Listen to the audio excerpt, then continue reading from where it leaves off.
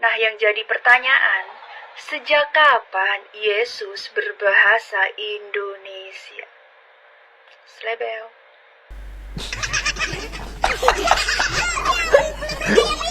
Slebel.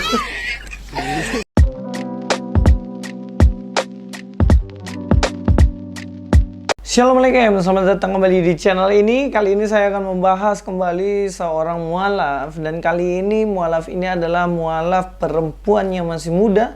Dan dia adalah perempuan yang cantik. Tapi sayang sekali dia harus mualaf, guys. Dan lebih disayangkan lagi karena mualaf cantik ini tidak malu mempertontonkan ketidaktahuannya, kebotolannya, guys. Kenapa bisa seperti itu? Iya, dia berusaha berargumen dan dengan pedenya, tatapan mata yang pede, gestur tubuh yang pede, dia seakan-akan merasa dirinya, aku nih orang pinter nih, makanya mualaf nih. Sehingga ada pertanyaan yang menurutnya logis banget untuk ditanyakan. Padahal pertanyaan ini hanya mempertontonkan bahwa dirinya tidak tahu apa-apa, baik tentang agamanya maupun tentang agama Kristen sendiri. Mari kita langsung nonton aja videonya, guys. Iya, kapan Musa berbahasa Arab? Nabi Musa berbahasa Arab sejak Allah Subhanahu wa Ta'ala menggunakan bahasa Arab sebagai bahasa kitab suci yang terakhir. Bahkan bukan hanya Nabi Musa, seluruh nabi yang diceritakan ulang oleh Allah Subhanahu wa Ta'ala menjadi berbahasa Arab. Nah, yang jadi pertanyaan, sejak kapan Yesus berbahasa Indonesia? Slebel.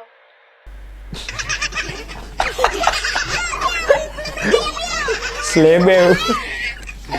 Jadi dia dengan pedenya ngomong nih, guys ya. Dia ngomong kalau Musa berbahasa Arab itu sejak Allah memakai bahasa Arab dan untuk menceritakan nabi-nabinya di dalam Al-Quran. Sekarang logikanya gini.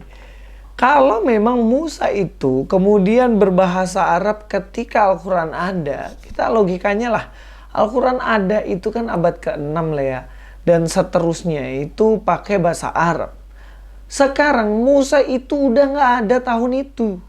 Musa sudah mati ribuan tahun ketika Al-Quran itu ada. Lalu kenapa kok bisa Musa tiba-tiba berubah menjadi berbahasa Arab?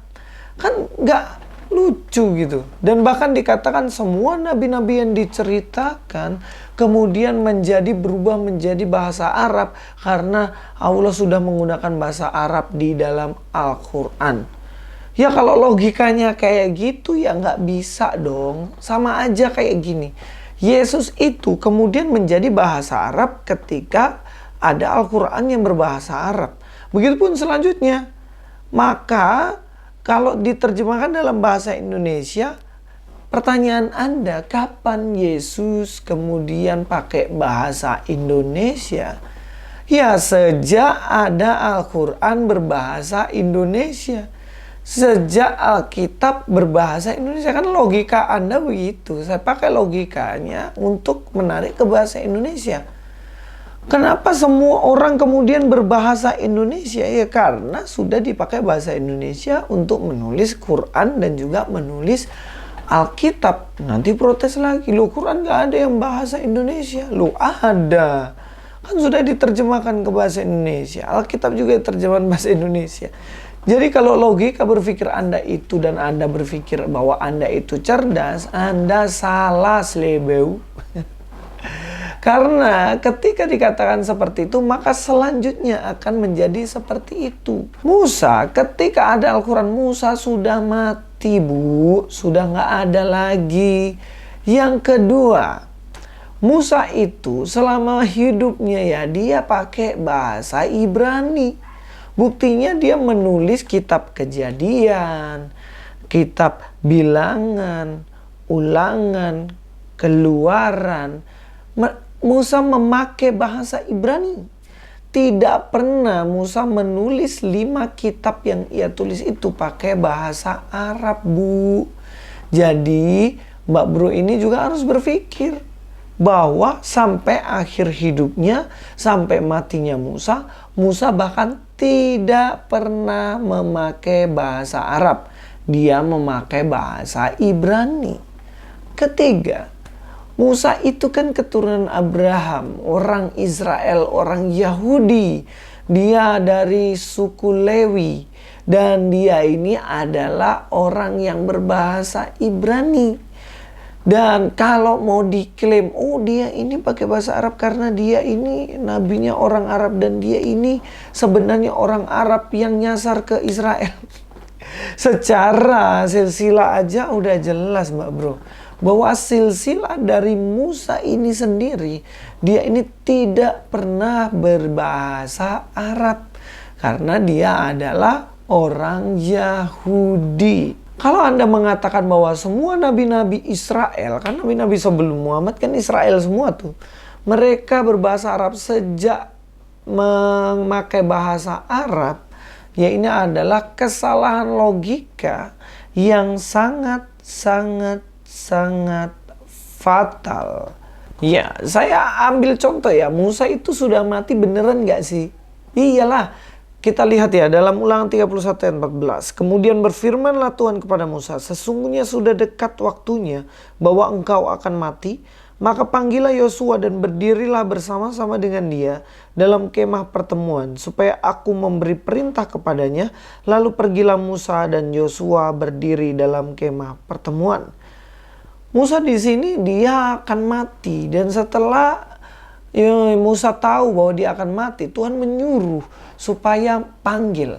Tuh panggil itu Yosua untuk meneruskan, menggantikan kamu. Karena kamu akan mati, Yosua yang akan melanjutkan. Bahkan Musa sendiri itu tidak diizinkan Tuhan untuk masuk ke tanah Kanaan. Untuk masuk ke tanah yang dijanjikan Tuhan. Dia nanti akan mati di gunung. Dan juga yang masuk ke tanah itu siapa? Yang masuk ke tanah perjanjian itu hanya Yosua dan Kaleb, itu angkatan yang tua-tua. Yang lainnya generasi kedua yang masih muda semuanya. Jadi nggak ada sama sekali bahkan Musa itu sampai di tanah Kanaan. Nah, kalau dikatakan seperti itu, masa Musa ini berbahasa Arab sejak Allah memakai bahasa Arab? Ini logikanya kemana? Dalam Ulangan 1 ayat 35, tidak seorang pun dari orang-orang ini, angkatan yang jahat ini, akan melihat negeri yang baik yang dengan sumpah kujanjikan untuk memberikannya kepada nenek moyangmu, kecuali Kaleb bin Yefune. Dialah yang akan melihat negeri itu, dan kepadanya dan kepada anak-anaknya akan kuberikan negeri yang diinjaknya itu, karena dengan sepenuh hati ia mengikuti Tuhan. Juga kepadaku Tuhan murka oleh karena kamu, dan ia berfirman juga, engkau tidak akan masuk ke sana. Yosua bin Nun pelayanmu, dialah yang akan masuk ke sana. Musa saja dengan sepenuh hati mengatakan bahwa aku nggak akan masuk. Kaleb yang masuk dan Yosua yang akan masuk. Musa dengan rela karena dia sudah dikatakan dia pasti akan mati. Saya juga berpikir gini, seandainya ibu ini ya hidup ketemu Musa. Musa, kamu itu berbahasa Arab dan kamu akan berbahasa Arab ketika Allah sudah memakai Al-Quran dalam bahasa Arab. Musa mungkin bilang, oh tidak, sudahlah kalian aja yang bahasa Arab. Aku enggak, aku sudah mau ke surga. Oke, yang terakhir yang akan saya jawab adalah ketika sejak kapan Yesus itu pakai bahasa Indonesia? Slebeu. Ya entah gini ya, nggak tahu lah ya. Tapi Yesus itu dia kan Tuhan, dia tahu segala bahasa yang ada di dunia. Ya, saya rasa Yesus kalau cuma bahasa Indonesia ya dia pasti tahu. Apa yang dia nggak tahu gitu. Allah yang terbatas tuh Allah yang cuma tahu satu bahasa doang. Allah yang tahu satu bahasa, itulah Allah yang terbatas. Tapi Allah yang tak terbatas itu tahu semua bahasa. Tentunya kalau cuma bahasa Indonesia ya gampang banget. Tetapi kalau masuk dalam sejarah ya jelas Yesus tidak berbahasa Indonesia. Karena dia hidup di Israel sana. Dan kalau pakai logika Anda, sebenarnya Anda sudah menjawab sendiri. Kapan Yesus berbahasa Indonesia? Sejak Alkitab ditulis dalam bahasa Indonesia. Simple. Memang pertanyaan bodoh itu harus dijawab dengan jawaban bodoh ya kayaknya. Sampai ketemu di video selanjutnya. Luis Prasetyo di sini. God be with you all.